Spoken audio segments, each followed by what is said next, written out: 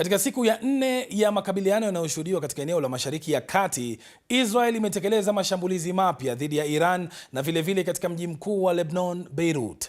Israel pia imevituma vikosi vyake vya ardhini kuingia Lebanon kwa ajili ya kudhibiti maeneo zaidi, na inasema kwamba hatua hiyo imechukuliwa ili kuzuia mashambulizi ya angani ambayo yanalenga raia wanaoishi kwenye eneo la mpakani na Lebanon. Rais wa Marekani Donald Trump mapema leo amedai kwamba operesheni ya kivita ya Marekani ilikuwa inaendelea vyema, ila amesema pia kwamba watu kadhaa ambao serikali yake ilikadiria kwamba wanaweza kumrithi Ayatollah Ali Khamenei wameuawa katika mashambulizi. Amewaeleza wanahabari katika ikulu ya White House kwamba anaamini Iran ingetekeleza mashambulizi kwanza, akiongeza kuwa alishinikiza Israel kuanzisha mashambulizi dhidi ya Iran. Mambo yanaendelea vizuri kama mnavyoona vyema. Hawana jeshi la wanamaji limeangushwa, hawana vikosi vya angani vimeangushwa, hawana mfumo wa kutambua makombora angani umeondolewa, mfumo wao wa reda umeondolewa, karibu kila kitu kimefutwa. Tutaona jinsi tutakavyofanya, lakini tunaendelea vizuri sana. Tuna jeshi kubwa na linafanya kazi nzuri sana. Sasa waombolezaji wamekusanyika kusini mwa Iran kwa ajili ya hafla kadhaa za mazishi ya watoto waliouawa katika shambulizi lililolenga shule. Vyombo vya habari vya serikali ya Iran vimeripoti kwamba takriban watu 165 waliuawa, wakiwemo wasichana waliokuwa wanafunzi wa shule na watu wazima ambao walikuwa wafanyikazi shuleni humo. Shambulio hilo lilitekelezwa mjini Minab nchini Iran katika siku ya kwanza ya operesheni hiyo ya Marekani na Israel. Waziri wa mambo ya nje wa Marekani Marco Rubio, hata hivyo, amesema vikosi vya Marekani haviwezi kulenga shule kimakusudi.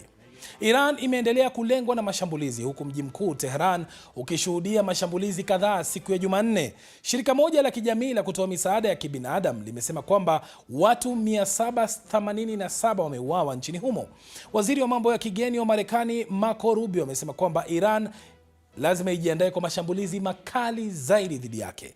Katika ukanda mzima wa Mashariki ya Kati, makombora kadhaa yamerushwa usiku kucha yakilenga Qatar, Umoja wa Falme za Kiarabu UAE, huku Iran ikiripotiwa kulengwa na kuharibu makao makuu ya jeshi la angani la Marekani huko Bahrain. Huyo hapa mwandishi wetu Barbara Plett Asha akiwa Doha. Silaha kubwa walionayo Iran ni eneo walilopo kijiografia. Wana uwezo wa kuzusha ghasia na kutatiza uchumi wa mataifa jirani, kwa sababu hadi sasa wametatiza usafiri wa anga kwa kulenga viwanja vya ndege. Ikiwa wataathiri usafirishaji wa mafuta, na hapo jana walianza kulenga miundombinu ya kusafisha mafuta hayo, basi huenda wakatatiza soko la dunia.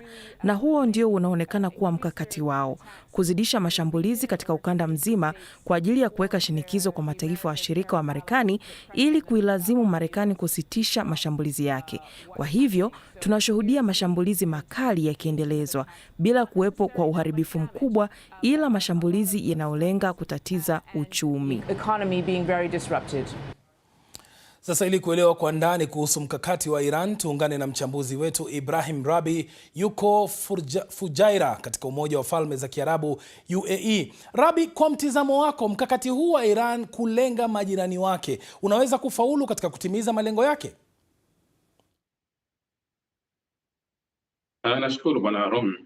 Bila shaka ni mkakati mgumu sana, na madhara ya mkakati huu yameanza kuonekana kule Ulaya baada ya jana Qatar kusitisha usafirishaji wa gesi na Saudi Arabia kupunguza usafirishaji wa mafuta baada ya refinery yake moja kushambuliwa. Tumeona kuwa bei ya gesi kwanza Ulaya kwa jana ilipanda juu ya 50%, ambayo leo imezidi zaidi, lakini masoko ya Asia kule yalikuwa juu ya 39% na leo imezidi. Kwa hiyo huu ni mkakati maalum kabisa ambao unaanza kuleta machungu kuanzia mbali. Sasa hivi sasa serikali za Ulaya zina maswali mengi kwa raia wao, kwanza kuwajibu kuwa hiki kimetokea wapi, kwa nini imekuwa hivi. Nadhani ndio mkakati wao mkubwa huo, na huenda ukafanikiwa kwa sababu ni mkakati unaoumiza wengi. Na Rabi, kwa sasa meli hazipiti katika mlango wa Hormuz, na hii imeleta hofu kwamba bei ya mafuta duniani inaweza ikapanda. Je, hii itakuwa na athari gani? Ya kabisa, mfereji wa Hormuz ni moja ya mifereji mikubwa kabisa duniani ambayo inasafirisha kiwango kikubwa. Theluthi moja ya mafuta yanapita pale. Wanakusudia kusema kuwa pipa milioni 20 zinapita pale kila siku, lakini ni njia nzuri pia inayosafirisha gesi ya LNG kwa nchi zingine. hapa nchi zinaathirika moja kwa moja tu. Unaweza kuona kuwa labda unaweza ukahisi labda wazalishaji wakubwa, mfano Iraq anapitisha zaidi ya 85%, lakini ukiangalia kuwa Marekani ndio kawekeza zaidi Iraq, maanake unaweza kuhisi kuwa Marekani ataathirika kwa kiwango gani. Lakini pia hata Saudi Arabia hii njia amekuwa akiitumia kwa zaidi ya 35%. Pia unaweza ukaona kuwa hata UAE pia sasa ni sehemu ambazo ni washirika wa karibu wa Marekani wa kiuchumi na kimkakati, lakini pia wote hawataweza kupitisha hapo. Nimeona taarifa ya Saudi Arabia kuwa wanaangalia njia ya pili, angalau wanaweza kutumia bahari ya pili, kwa sababu Saudi Arabia anakutana na bahari mbili, kwa hiyo wanaweza wakahamisha kutumia bahari ya pili, lakini bado haina usalama sana, kwa sababu Iran ana washirika wa upande wa pili ambao wanakuwa ni wale Wahuthi, na tuliona kipindi chote cha mzozo wa Gaza walikuwa wameweka mzingiro wa meli. Sasa hatujui kama na hilo watalikubali au wataungana na Irani katika kukwamisha au kulazimisha dunia iingie pamoja.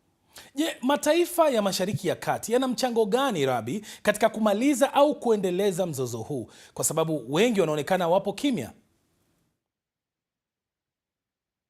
Bila shaka mataifa haya yalionyesha hilo mwanzoni kabisa, na hata umemsikia waziri wa mambo ya nje wa Omani alilizungumza hata mwanzo wa mzozo kuwa tulikuwa tumefika sehemu nzuri na tulikuwa tuna mazungumzo mazuri ambayo yangeleta suluhu ya diplomasia.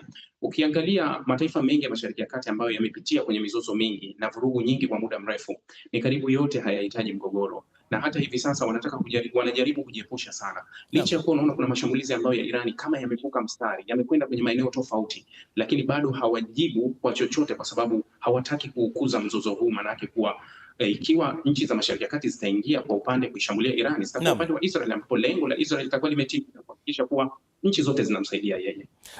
Marekani inasema kwamba iko tayari kuendeleza mashambulizi kwa muda usiojulikana. Hii italeta taswira gani kwa mzozo huu? Kwa kifupi, Rabi. Nadhani ni kauli ambayo Trump anairudia kuisema, lakini pia ni kauli mbili ambazo zinapishana. Wakati anazungumza kauli hiyo anasema kuwa Irani wameomba mazungumzo ambao tumewaambia wamechelewa, lakini juzi alisema wameomba mazungumzo, tuko tayari kuzungumza. Nadhani kauli za Trump mara nyingi zinakuwa ni zile ambazo zinazungumza alafu zinageuka. Tunaweza tusitilie manani sana kusema kuwa anaweza kukaa kwenye vita kwa muda huo, inategemea kama amejiandaa kwa kiwango gani, lakini kama mzozo utabaki hivi, sioni kama vita anaweza kukaa kwa muda mrefu sana, kwa sababu dunia nzima itakuwa inalia pamoja na Irani. Shukran sana Ibrahim Rabi kwa tathmini hiyo ya kina.